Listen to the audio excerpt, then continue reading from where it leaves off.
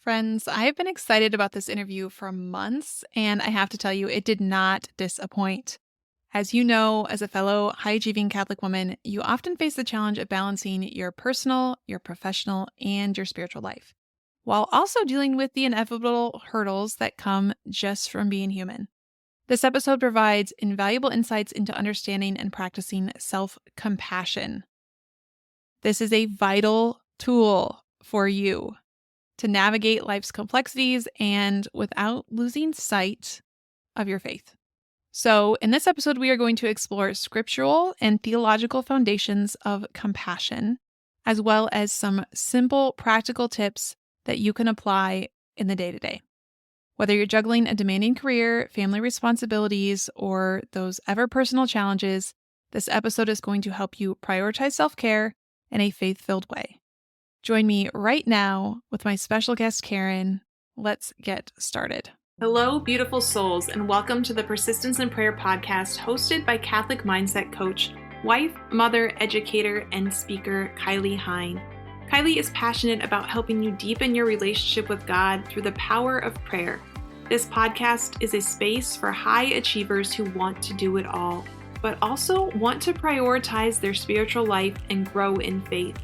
Join us as we explore the beauty of persistence in prayer and the transformative impact it can have on our lives. Get ready to discover practical tips, insights, and inspiration to help you develop a daily prayer practice and cultivate a deeper sense of trust in God's plan for your life. Let's journey together towards a more fulfilled and faithful life as we invite the Holy Spirit in. Let's begin. Hello, everyone, and welcome back. Today, I am joined by Karen Herbert. Karen is a Catholic coach, teacher, and public speaker.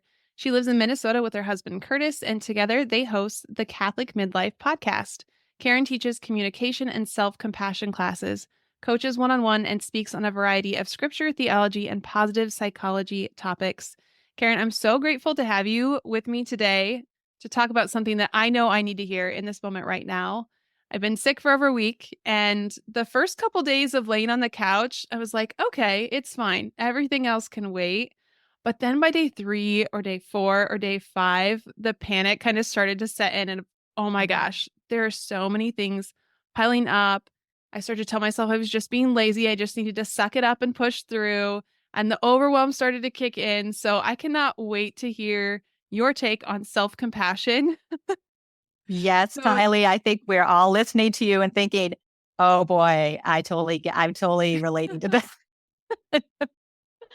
yes. So thank you so much for being here.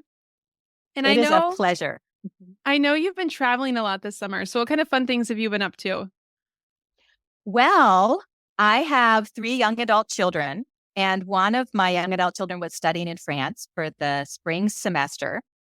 And so I had an enormous travel, once in a lifetime experience of joining her in France and going to Paris and Greece and Croatia, where my family is from. And so I was a European traveler, which surprised me, and I loved it. I loved it. So that was very exciting. Wow. Definitely once in a lifetime memories that you are not going to forget. Exactly. So that's been your current life. How did you get to where you are now, where this is the work that you're doing, where you're talking about self-compassion, you're incorporating your faith? How did you get here? Mm-hmm. Well, my background is in philosophy and theology and scripture. So I've really always had that as a high interest. And I was at home with my kids for many years. I did some homeschooling and just a little part-time stuff. And my kids have some special challenges. So I was very involved in that. And as they were getting older, I was starting to think about, well, what's the next phase for me? What could my next step be? And I was looking around and thinking about different things. And I had thought about, well, maybe I'll do some spiritual direction, or maybe I'll get back into some church work. And I hired a coach to help me in the process. And I had not experienced coaching before. This was totally new to me. and I loved it. I loved the whole person approach. I loved the things that it brought up, the whole process, the things it brought up to me that I hadn't looked at before, or I hadn't had someone reflect back to me before. And I thought, that's what I want to do. I want to really be able to serve people and help them the way that I had been helped. So that opened my eyes and set me on the path. And I love the whole process. I've gotten into many different directions over the last 4 or 5 years. I also am like a teacher trainer at heart. So hence the classes in self-compassion and neurolinguistic programming and a couple other techniques that I teach. And so I sort of put that all together into uh, some kind of a balance. We're Yeah. always striving for more balance, but yes. Absolutely. Always striving, always have to work at it because every season Mhm. is so different. And I love that you just brought Exactly. up, you didn't use this word, but I think it just in my mind went to how we are so blind to ourselves because Yes. we are so stuck in our routines and our autopilot reactions and our habits to Mhm. how we handle situations that until someone else just like says, "Hey, have you looked at it from this lens instead or shifted this perspective?" We really just we can't see it. We're not capable of seeing it without someone else helping us. So I love that that's been very much your experience with coaching too. It really has. Are you okay if I share a fun fact about that? Yeah, absolutely. So this is something we teach in our communication classes, but your nervous system receives about 2 million bits of information every second. So you are just bombarded with information around you all the time, and you can only consciously process 126 bits of information. And it's sometimes we hear that and it sounds a little overwhelming, like, my gosh, I need to be taking in more information, but you really can't, or your brain would explode because you can't process all that. But the fun thing is, you get to choose which 126 bits you're taking it. And so often, like what you were saying, we're in our own model of the world and we're used to taking in these 126 bits, these 126 bits. And I think coaching just kind of explodes our boundaries and we start to be able to take in different ways of accessing all that information and perspectives and meanings, and we can make really great shifts in our interior life and across the board, spiritually, mentally, emotionally, physically. And I find that to be good news. Absolutely. I love that. I'm all about fun facts. And it Yeah. just reminds me too of, fill your mind with and fill your vision with good and holy things. That's kind of been my statement to myself the past couple of days because there are some environments we can't entirely avoid.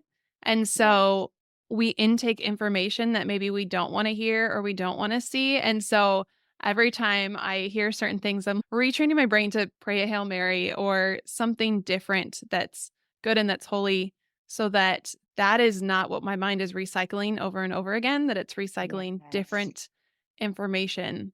So, in case you need that again, I believe we intake 2 million but can only process 126 bits. Is that what you said? With your conscious mind, yes. Yeah. But we take in more unconsciously, which also speaks to how things affect us. But yes, 126 with your conscious mind. That is insane.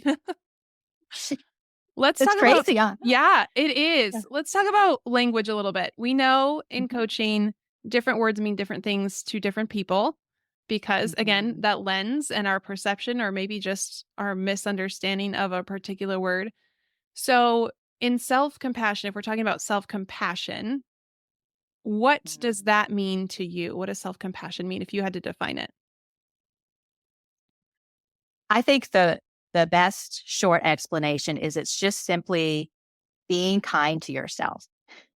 It's just being kind to yourself the way you would to anyone else. And so often we are much kinder to other people than we are to ourselves. Like I can listen to you about your story about being sick and laying on the couch. I'm like, oh my gosh, I totally get that. Like, of course things are gonna pile up, but you got to take care of yourself. And Mhm. there's all sorts of things I would say to my friend in that situation. But when it's me in that situation, I'm talking very differently to myself and very often with a critical voice and critical language. And I'm kind of beating myself up because I'm not getting it together. Yeah. So being kind to ourselves, how do we learn how Mhm. to do that? Just like you said, it's so easy to help other people, to be kind to them, be like, oh, it's okay. Everything else can wait. But in your own Yes. mind, you're like, yeah, but I have to put food on the table and there's kids to take Mhm. care of and nobody has any clean underwear, just all of those things that come to our Yes. mind. How do we learn Mhm. how to, or is this something that is learned? Well, happily, it's a learnable skill. I think so often we say to ourselves, gosh, I should give myself a break, or I need to get a little self compassion here. We might recognize that it's something that we need or that would serve us. And and yet we don't always know how we're supposed to get there, how we're supposed to get that. And luckily, it is a skill that is learnable and can be practiced in very small moments throughout the day, very small shifts. But if we're aware and we have kind of the way to practice, it can make a huge difference in how we're showing up for ourselves during the day. Yeah. So, what are some of those small ways? Yes, yes. Well, I might just, if it's okay, I think I'm just going to highlight the three essential things that we do in self compassion. And then maybe I'll give a couple examples about how we can use that in day to day life. Absolutely. Okay. So the first part of the skill is simply appreciating and turning towards the experience that we're having in the moment. Simply building awareness about what am I experiencing right now and learning how to do that without the judgment piece. Mm. Because so often we see the experience or we feel the emotion or we have the thought and we immediately follow it up with a self judgment about it. Oh, well, I shouldn't feel that way. That's overreacting. Or, I need to stop saying that. That was rude and boy, I'm such a jerk. Or however we have our patterns in responding, we're just turning towards the experience and acknowledging it without judgment and kind of letting ourselves have the experience.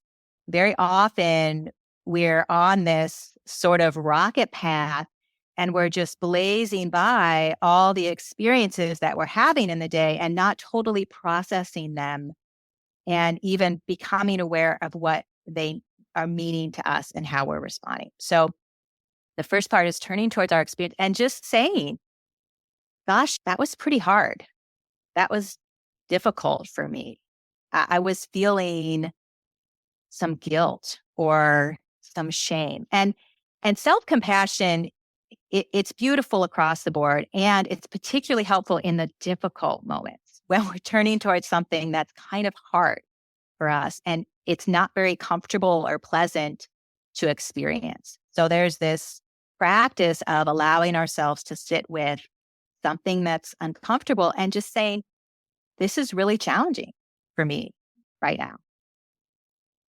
And that itself can take some practice depending on, myself and the patterns that I've created around my experiences and what I'm telling myself about them. So sitting with our experience, turning towards it without judgment. The second part of the skill speaks to our tendency when we're having a hard time or when we're having a challenge to isolate ourselves from other people. Maybe we're comparing ourselves to other people. Well, I'm sitting here on the couch and I'm sick, but oh my gosh, my mom would be sick and she would be up and doing blah, blah, blah, blah, blah, blah. So what's wrong with me? Or, well, so and so would be able to do it anyway. And I'm not doing it. So that's one element of isolation is we have this difficult thing and we experience it as taking us away from others. Another thing we can do is just sort of poo poo our own experience. Oh, well, that's not really suffering. I mean, look at so and so. Or what about these moms in Africa in the camps or whatever. Like that's suffering. Why am I even bothering? And that's really minimizing and invalidating our own experience. Whereas when we seek to use this as connection versus isolation, then we might say to ourselves, wow, this is really hard for me. It is a moment of suffering. And suffering is suffering regardless of maybe how much I feel like this, how much suffering is in the cup. But it is difficult for me. And I can validate that. And I can know everybody suffers. Every single person in this world has these kinds of feelings and experiences. And this is actually a moment of connection with other people. Everyone has challenges and difficulties. And instead of isolating, I can use it as a moment of connecting with others. That's the second part of the skill. And then the third part of the skill just says, you know, suffering, even my suffering, deserves some kindness. All suffering deserves kindness. And so does this moment. So how can I be kind to myself right now? Can I say something kind to myself? Can I do something physically that's kind for myself? What would be kindness in this moment? And very often we don't appreciate or see really the ways we can be kind to ourselves in our own suffering, the same way we'd be kind to anyone else who's suffering. And I just went on and on about that. And I forgot your original question, Kylie. No, Sorry. this was amazing. I just want to highlight a couple of things. So you said Yeah. appreciate the experience without judgment. So really just letting ourselves have the experience and accepting that it's uncomfortable. And that's not a Mhm. problem. Like we can just recognize this is uncomfortable. I don't like it, but that doesn't have to be a problem. Everybody goes through this and we can Mhm. utilize this as a way of connection rather than a way of isolation. So instead of Yes. comparing ourselves to how our mother handled it or how our spouse handles it, or Mhm. how the super mom down the street handles it, we can Exactly. just say, hey, you know what? Everybody has these emotions at some point in time. Mhm. Everybody goes through some type of suffering at some point in time. And just because their suffering looks different, maybe you can see it more on the outside, that doesn't have to diminish the Mhm. fact that I'm having a hard time right now and I don't like it. Mhm. And that's okay. Yep. Exactly. And then I love that you said all suffering deserves kindness. All Mhm. all kinds of suffering. Big suffering, small suffering, internal, Mhm. external, physical, mental, emotional. All of it needs some kind of kindness to help us move through it. Exactly. Exactly. And the studies show, and there's quite a bit of research actually over the last 20 years or so on self compassion, that when we can learn the skill and use it in those moments of difficulty, they build our resilience, our ability to learn from our experiences and move through and come out on the other side stronger and with a deeper sense of who we are and more capacity to be even to be compassionate to others as well. And there's just a lot of research that even though we have these patterns of self-criticism that kind of get their way into our life pretty early on, that we can shift that to patterns of self-compassion. And that's actually a much better and healthier way of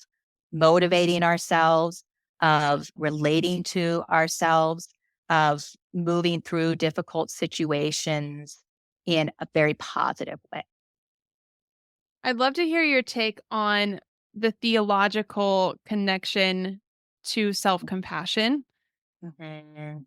What does our faith say about this? Because I think you would hear two very separate arguments. One, we have to love ourselves well to love others well.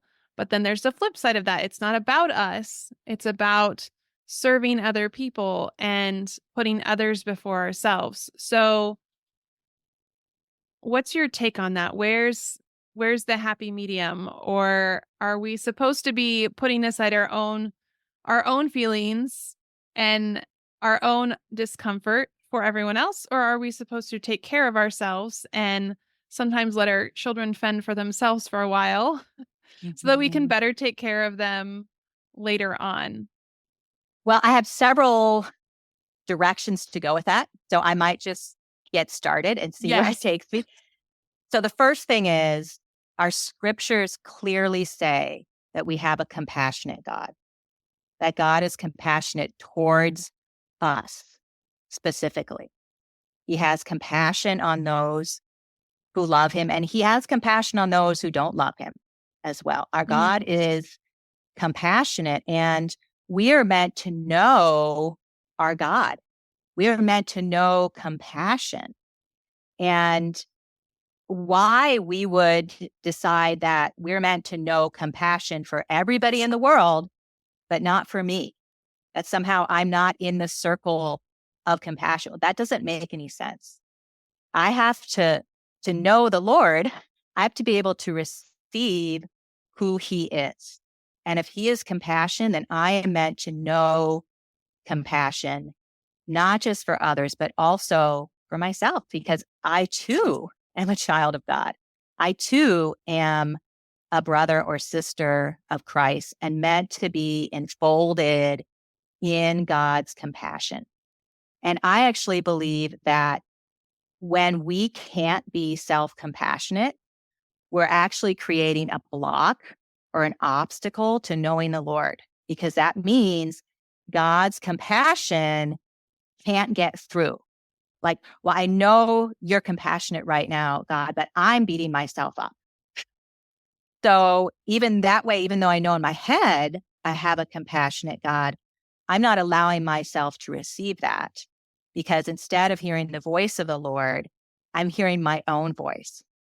And my job really is to hear the voice of the Lord and not my own voice. So I believe we have to know our God as compassionate. And in order to know him as compassionate, we have to be able to practice self-compassion as well as compassion for others. And those two things are not, um, they don't cancel each other out. I can have compassion for others and be loving and serving them at the same time that I'm having compassion for myself. And there's some beautiful ways of practicing self-compassion when you're in caregiving roles. When, say, maybe it's your job to be in a caregiving role, or you particularly have someone in need, a family member, a parent, a child with special needs, and it's this ongoing service. So yes, we're going to be compassionate to those we're serving, and that doesn't rule out also being compassionate to ourselves. And some self-compassion practices around that are like, here's some compassion for you. Here's some compassion for me, because I too am suffering in this moment.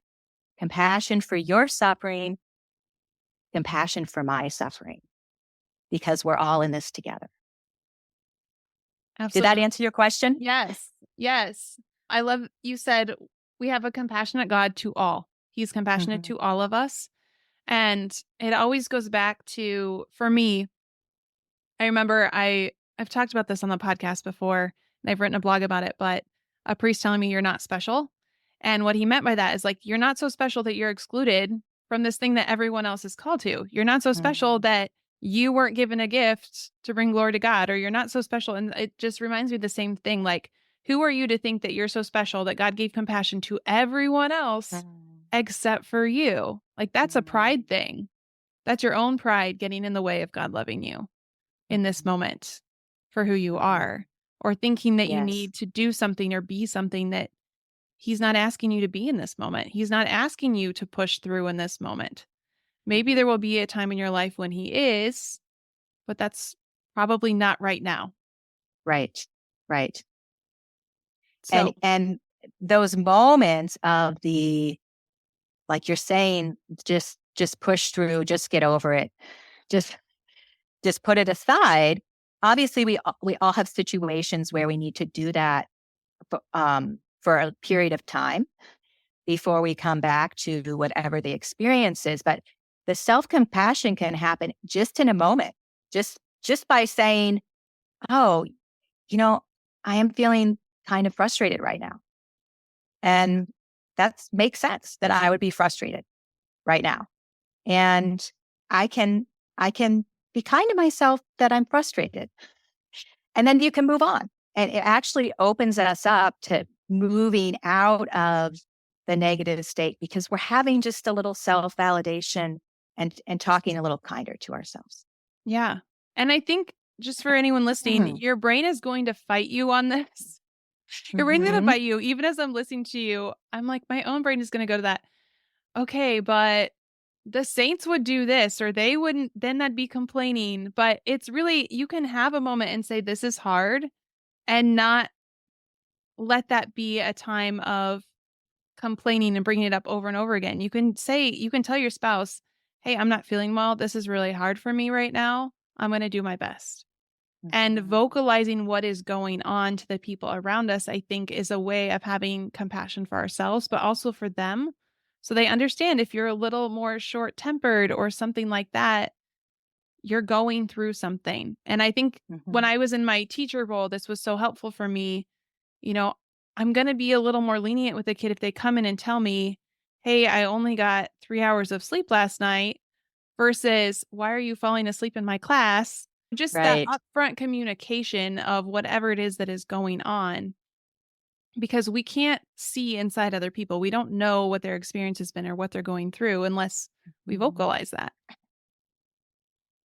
Exactly. And kind of like what you're saying, it's compassionate to the other person who wants to understand and wants to know when we're having a hard time. And most people want to support and be kind to each other in those moments.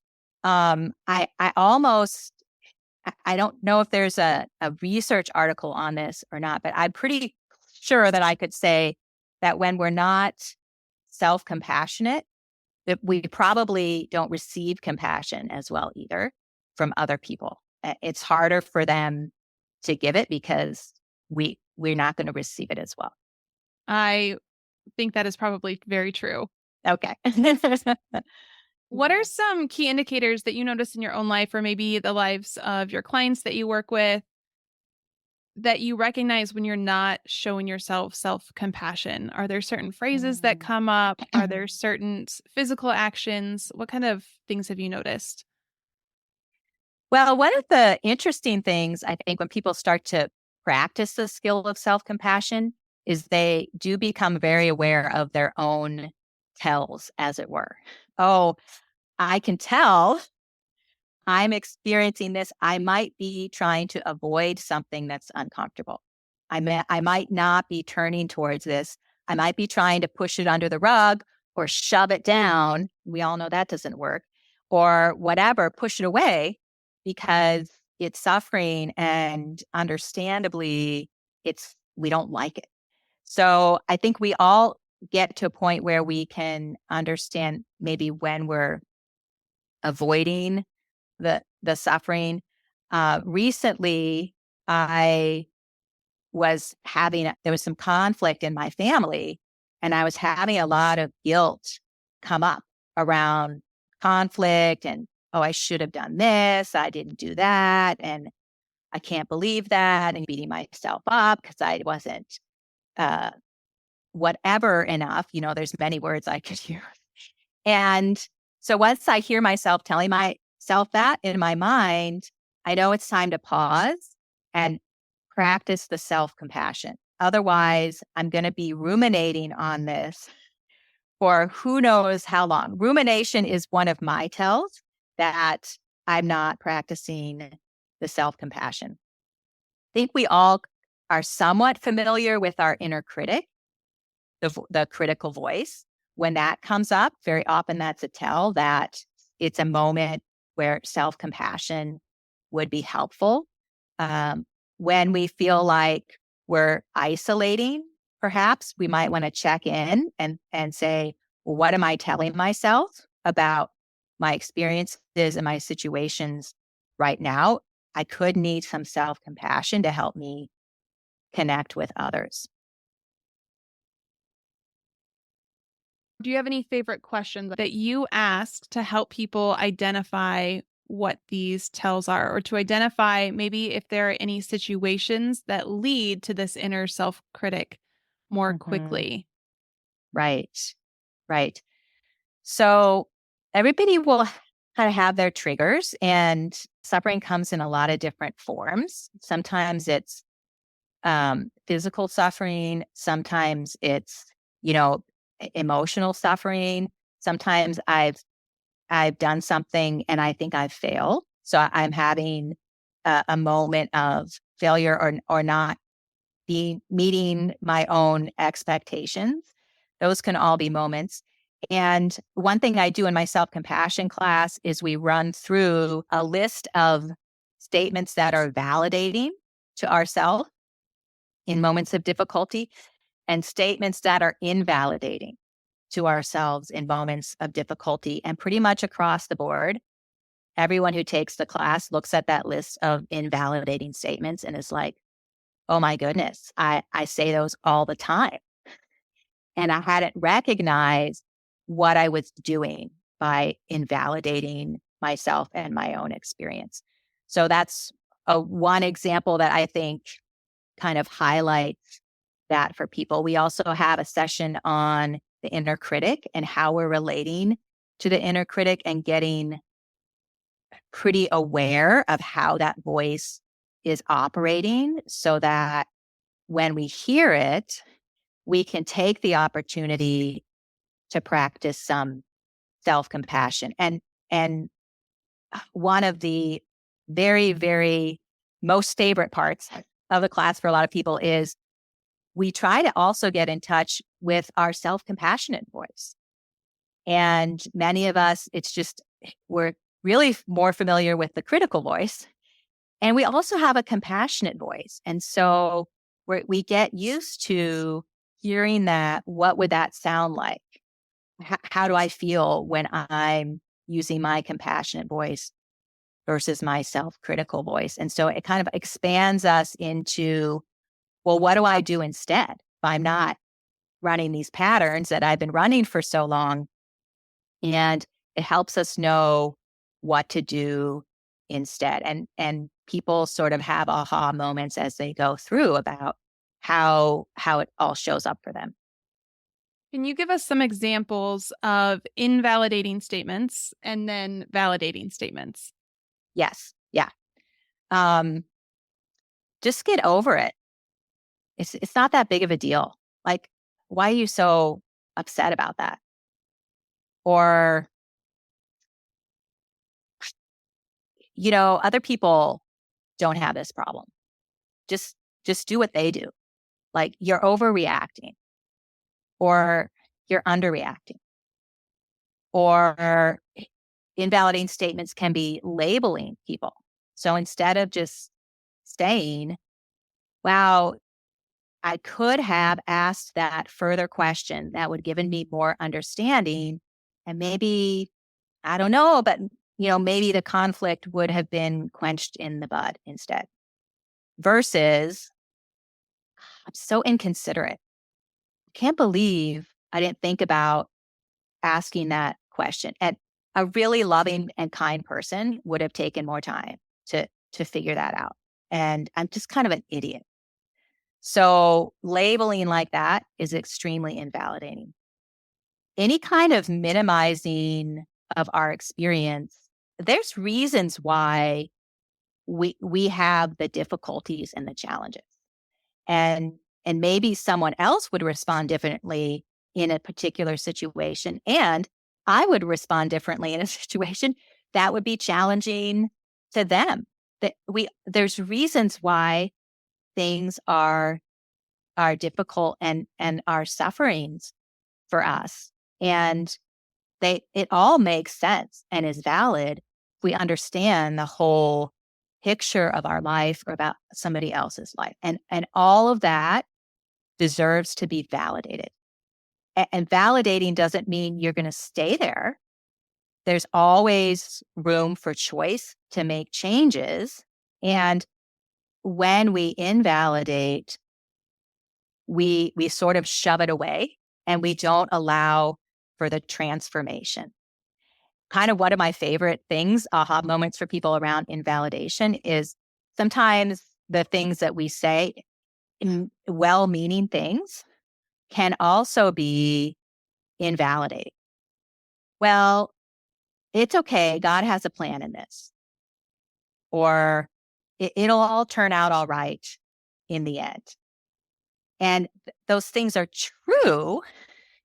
And we also want to be at a certain point in the process to receive them where we've been able to validate our experience and get to a different perspective. And then those are things to receive. But in certain moments, they're extremely invalidating.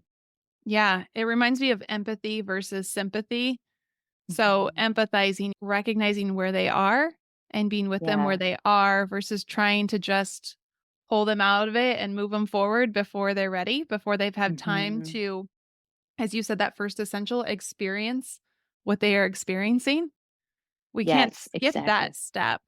We have to experience what we're experiencing and recognize why we're experiencing it to move forward from it. Otherwise, we're just like you said, we're shoving it down, we're ignoring it, and Mm-hmm. eventually we're going to have to process it. Yes. In Hawaii, they have this saying, I don't know how they say it, but it's like, if you push it down, it's like you stick it in this black bag and you tie it up and you store it somewhere in your body. Mm, And you're still carrying it with you somehow. It's still going to affect you some way. So I just love what you've said. You can't skip that step. You can't just say, I'm not going to go through that. I'm not going to experience the suffering or have the difficulty or feel the emotion because it's so important. yeah. Even just listening to you say all those invalidating statements, I'm like, I can feel it in my body, Yes. Yes. which is so crazy. And it just goes to show like Yeah. how much work I still have to do on my own self as I continue to help other people work through their own things. As coaches, we still have all of this. I mean, this is lifelong work that we take to prayer, that we take to healing ministry, that we take to coaching and just continue to work on because we That's, have shoved so yeah. much down in the past. Yes. And I think that's the beauty of being a coach is like you're forced to take your own medicine because it's what you teach and it's how you help others. And boy, we better be doing this work ourselves. And thank goodness we are because it's beautiful and essential work. And it's part of being transformed in the image of God into the goodness and beauty of what God has for us. Where do you think this inner self-criticism comes from? Is there any studies on how early of an age this begins? Like, are these Mhm. thoughts stemming from something that we've heard other people say? Is it from our environment, or is this just part of our human brokenness from original sin? Yeah. I I believe it is part of the human brokenness. So the communications that I teach is neurolinguistic programming, and it it is very interested in how the conscious mind and unconscious mind work together. And I've been increasingly aware of the beauty of how we're made and how in kind of what if everything was working well together, our unconscious mind would just soak in all of the beauty and the goodness and the order and the truth that would be around us, especially at an early age. And particularly, it's the negative emotions, the root of kind of a negative emotion we would hold on to would be super early, like probably 0 to 5, 0 to 4, even in terms of when we're really start holding on to guilt or anger or shame or fear, and those emotions get integrated and connected to other experiences of that emotion over time. And so we can have all of this unprocessed negative emotion that definitely comes from very early. And one of the things I love to do, because I've been trained in this technique called mental emotional release, is to be able to help your unconscious release those big balls of negative emotion that have been growing and developing over time. Just release them from the very beginning, from where we started to develop them.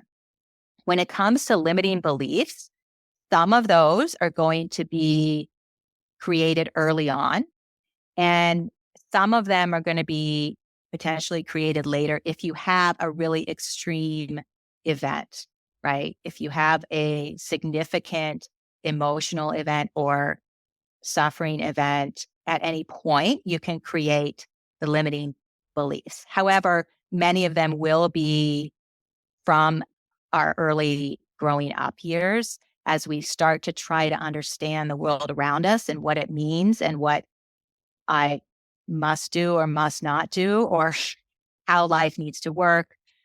We were constantly at a time creating those beliefs for ourselves.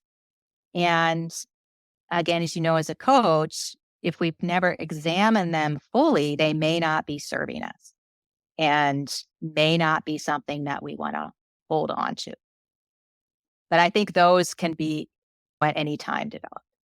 Yeah. And this just reminds me why we can't put therapy and coaching and spiritual direction all in these perfect different Mm-hmm. boxes, because that's a common question that comes up. What's the difference? And a lot of times a therapist maybe is digging more into your past, whereas a coach is Mm-hmm. kind of in the present, and spiritual director is on focused very much on how the Holy Spirit is working in your spiritual life. But there is such overlap. And as coaches, we aren't intentionally digging into your past, but through the work that Correct. you are doing, it may spur some memories. Or if you go through the spiritual exercises of St. Ignatius, you are going to be reflecting on your whole life history, and things are going to come Yes. up. Memories are going to come up. It's kind of unlock these things in your subconscious mind that Mm-hmm. have led you to where you are. And all are so needed. And you were just talking earlier about how, when we're in those moments and we're not practicing self compassion, it reminded me of how important it is to be consistent. I actually heard an Mm-hmm. Olympian, and I can't remember who it was. They were talking about the work they recognized between the last Olympics and this Olympics, that they couldn't just go to a therapist once and come out feeling like they were fine and then not go again. It was the consistency of going regularly that really helped them to excel in this Olympics. And I think that's so true when we look at coaching or we look at spiritual direction. It's like, well, I don't need it right now. Well, we're not going to be able to implement those habits when we're not in a good headspace if we aren't practicing those habits when we are in a good headspace. Like, we Yes. have to continuously practice this so that it is a habit of Mm-hmm. appreciating the experience, of connecting versus isolating, and then recognizing that everything deserves kindness, and especially in the suffering. Everything. Yes. Yes. I couldn't have said it better myself. So, the woman who wears many hats, professional, mother, friend, yet feels like she is never enough. I see you. You've built a life of achievement, but at what cost? Your worth isn't defined by perfection, productivity, or praise. I want you to imagine a life where stress and overwhelm no longer control you, a life where your relationship with God and yourself can thrive. When you work with me, you'll find that hope and clarity you've been longing for. And together with the Holy Spirit, I'll guide you to a balanced life where family, work, and prayer coexist beautifully. Join me for a free Confidence and Clarity call today by clicking the link in the show notes. It's time to redefine success. It's time to let go of the stress and embrace the life God is calling you to live. I have one last question before we get to our prayer tip, because I want to make sure to spend time on that. Where do you go for hope and inspiration when you notice some of this self-criticism really coming up? Hmm. Hope and inspiration. I I have a number of different sort of favorite sources. I'm extremely introverted, and very often when I'm getting into these patterns, I part of the kindness that I show myself is to get out of myself, because I know that that's one way that speaks to me is I go out and I really focus on that connection piece, because I'm not a natural connector and I'm not an extrovert. But very often that's what I need. And the self compassion question about how do we know to show ourselves kindness is we ask the question, what is it that I need right now?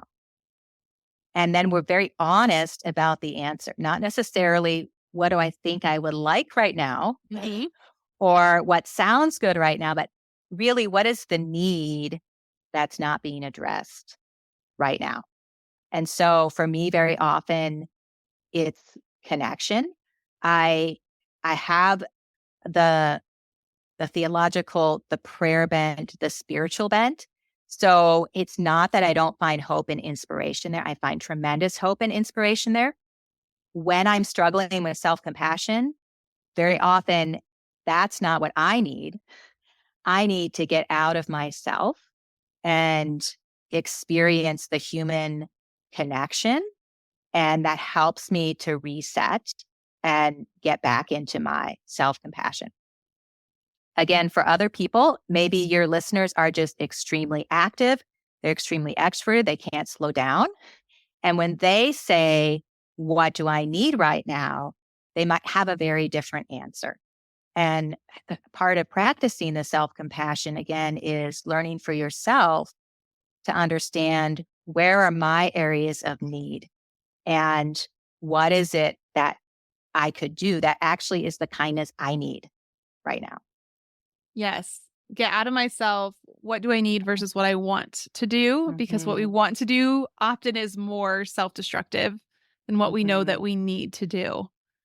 I have on my bulletin board, I've talked about this before, but a post it that's like my get out of desolation card because I know I'm Yes. not going to want to do it, but it's like, okay, go for a walk, go back and Yeah. reread my journal or read a saint book, not necessarily scripture, because sometimes I'm just not in the mental state for that. But I Hmm. know, like, when I'm really struggling, sometimes St. Teresa of Avila, just reading through her own struggles helps Yes. me.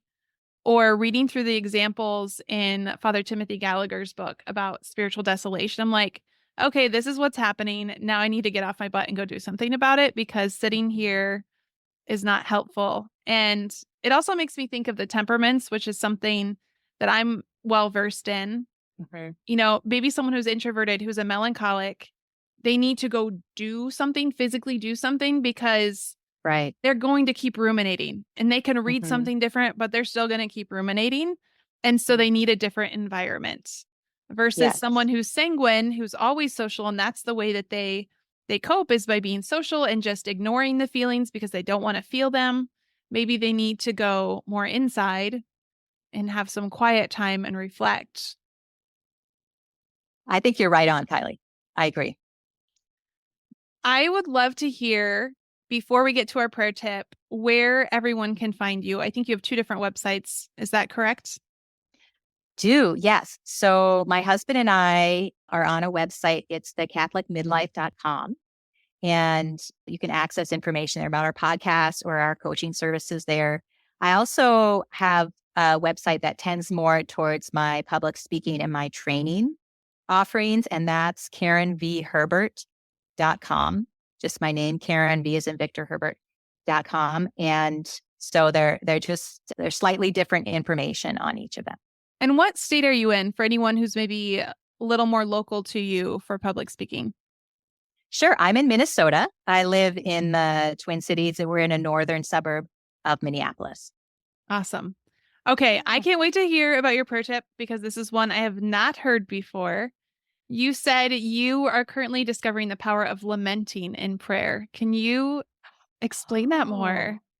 yes. Yes. I totally forgot I said that. I'm so glad I did, though, because It's come from two sources. So one actually is from the self-compassion work. I've come to appreciate the power of opening into the experience of suffering and allowing myself to really have the experience. And when it comes to having that in prayer, there's this rich scriptural tradition of, particularly in the Psalms, of lamenting to God. It's like a way of holding up your suffering to the Lord and allowing God to enter into it.